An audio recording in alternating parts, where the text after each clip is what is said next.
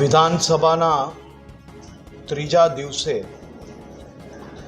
116ની notice પર રાજ્યના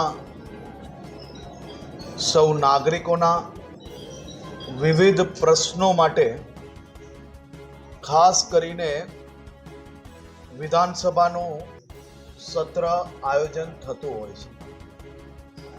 રાજ્યના નાગરિકોના વિવિધ પ્રશ્નો સુચારુ રૂપે ચર્ચા થાય અને ચર્ચાના અંતે રાજ્યના નાગરિકોને સુવિધાઓ મળે, નાની મોટી જો કોઈ દુવિધા હોય તો એ દુવિધાનો નિકાલ થાય, તે માટે ખાસ કરીને વિધાનસભાનું સત્ર મળતું હોય છે. વિધાનસભાના સત્ર દરમિયાન પક્ષ વિપક્ષ ના સૌ સભ્ય પોતપોતાના વિસ્તારના પ્રશ્ન લઈને આવતા હોય છે. કાલે કોંગ્રેસ દ્વારા અનેક વિષયો પર વિધાનસભા ગૃહમાં દેખાવો કરવામાં આવ્યો. એમાંનો એક વિષય જે રાજ્યના યુવાધનને સુરક્ષિત રાખવા માટે રાજ્ય સરકારનું અભિયાન નહીં, આંદોલન નહીં, પરંતુ આર પારની લડાઈ એટલે કે ડ્રગ્સ વિરોધની આ લડાઈની ચર્ચા આજે વિધાનસભા ગૃહમાં હતી. વિધાનસભા ગૃહની શરૂઆતમાં અને આપ સૌની સાક્ષીમાં કાલે બી વિધાનસભાના સ્પીકરને મેં નમ્ર અરજ કરી કે સરકાર વિધાનસભાના નિયમોથી બહાર રહીને બી અને મારા વિપક્ષના સાથીઓને ડ્રગ્સ વિશે મનની અંદર જે કોઈ પ્રશ્ન હોય એ બધા જ પ્રશ્ન સ્કોપની બહાર 1 કલાક, 2 કલાક, 4 કલાક ગમે તેટલો સમય થાય, હું પ્રત્યેક સભ્યને આ જવાબ આપવા માટે તૈયાર છું. અને આ જવાબ આજે વિધાનસભાના નિયમોને થોડી ઘણી છૂટ આપીને રાજ્યના નાગરિકો સુધી સાચી માહિતી પહોંચી શકે તે માટે સંપૂર્ણ ચર્ચા લાઈવ કરવામાં આવે. તેથી ચર્ચા અને લોકોના જે પ્રશ્ન છે, લોકોના મનમાં કોઈ મૂંઝવણ હોય તો એની સાચી માહિતી લોકો સુધી પહોંચાડી શકાય. કાલે જ્યારે ડ્રગ્સના વિષય પર ચર્ચા થાય તેની માંગણી કરી, આજે ડ્રગ્સના વિષયની ચર્ચા અને એવી ખુલ્લા મનથી બધા જ પ્રશ્નોના જવાબ આપવા માટે જ્યારે મેં બાંહેધરી આપી, તૈયારીઓ દર્શાવી, ત્યારે જાણી જોઈને ડ્રગ્સના વિષય પર ચર્ચા થાય તો અલાયન્સમાં કોંગ્રેસ જોડે બીજી ઘણી પાર્ટીઓ જોડે જે સરકારો ચાલતી હોય એ રાજ્યના આંકડાઓ બી આવે. કયા પ્રકારે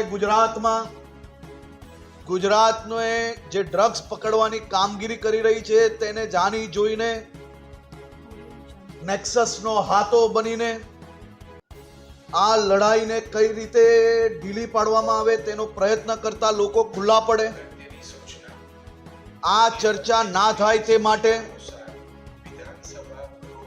કોંગ્રેસ દ્વારા અનેક સમય સુધી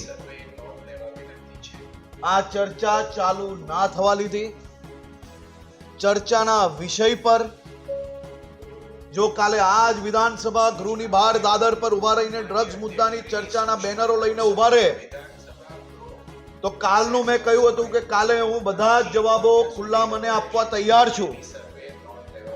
તો બી આજે કોંગ્રેસ પક્ષના આ ધારાસભ્યો જે મીડિયા, સોશિયલ મીડિયા ચારેય દિશામાં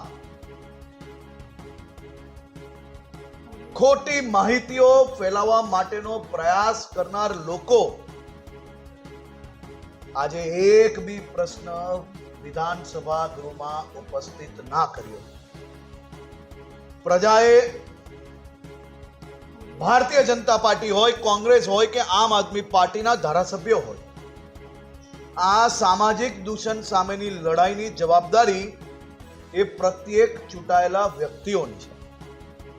જો એક સભ્ય ઊભા થઈને પોતાના વિસ્તારની માહિતી આપી શકે તો ખરેખર પ્રજાના ચૂંટાયેલા પ્રતિનિધિ તરીકે તમે વિસ્તારમાં જો તમારી પાસે આ પ્રકારની ફરિયાદ આવે તો વિધાનસભા ગૃહની અંદર 1 કલાક સુધી ચાલેલી આ ચર્ચામાં એક બી વાત કેમ ના મૂકવામાં આવે?